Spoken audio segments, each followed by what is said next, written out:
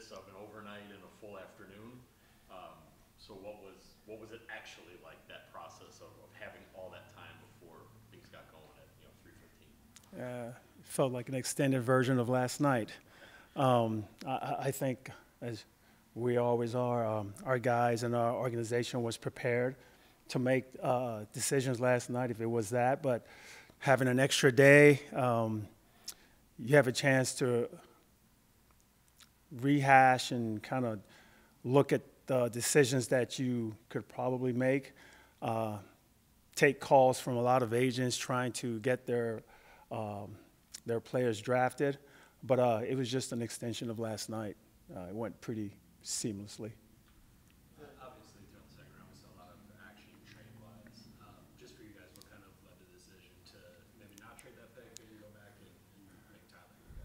Yeah, I mean, especially where we were, there was a lot of conversation, calls from agents, calls from other teams wanting to move up into our spot, into our position. But we had our process in place and knew that if our player was there, we were definitely going to select that player, which we did. As I said, what do you like about Tyler? Tyler is huge upside, tremendous talent, humble young man, hungry. The fact that he can shoot the ball at 6'10", 6'11", put some weight on, he'll be able to play some 4 and some 5. Great talent, great tools, someone that we see having great upside that can help our organization for years to come.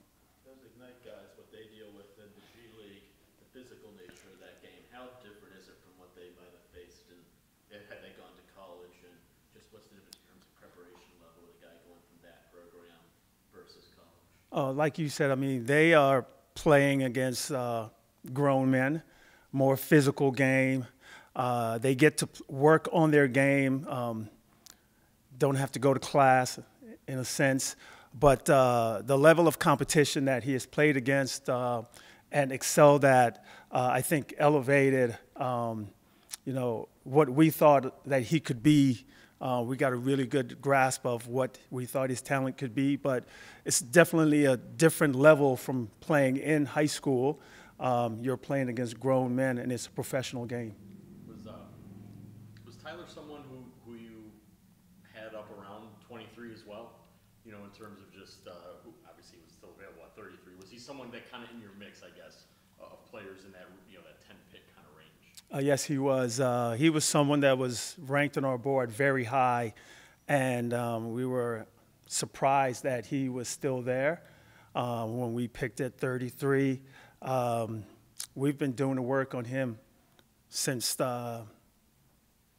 he played at the Ignite, and that's a couple years now. We've been following him. We know about his game, and he was amongst the group of guys that we really liked. But what he brought to the table, what he brings to the table, we just saw the incredible upside that he brings. And once again, at 6'10", 6'11", doing the things that he's able to do, it was a situation where we felt like it's a good fit for us.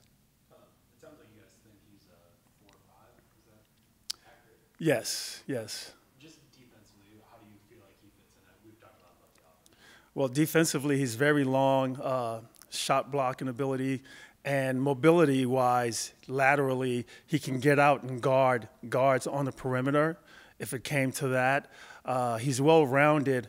Now it's just a matter of him learning concepts, learning how to play against NBA quickness, getting stronger to compete against guys that are going to be stronger than him. But like I said before, I think we feel like he has the tools to be a very good NBA player for a long time. Is the intent to sign him then and to have him rostered for you next year? Most definitely. And John had said that about AJ. Chris, I know, just turned 20. So you have a couple guys who are the very young end, I guess. Yes. And this is not to discount Andre and AJ and Marjan, but was there a thought, okay, there's no first round pick in 25. There's no second round pick until 31. Is some of that of this last 2 days was that a factor to a degree of like, let's take some real high upside guys because we may not have a pick until 2 years from now, as it stands? Yeah, I mean, at the end of the day, he is a talent. He is 19 years old, and we're looking at the long play. He is a player that we feel, and we have some great coaches that are really good development coaches. He will be a talent for us, and we will be able to utilize that talent. We've got a lot of young players, like you've said, but we also have some guys that are more veteran, more mature, older. And at some point, you got to have that infusion of talent. And we feel like with Andre and the 3 AJs now, we feel like that's a good infusion of talent to help them develop.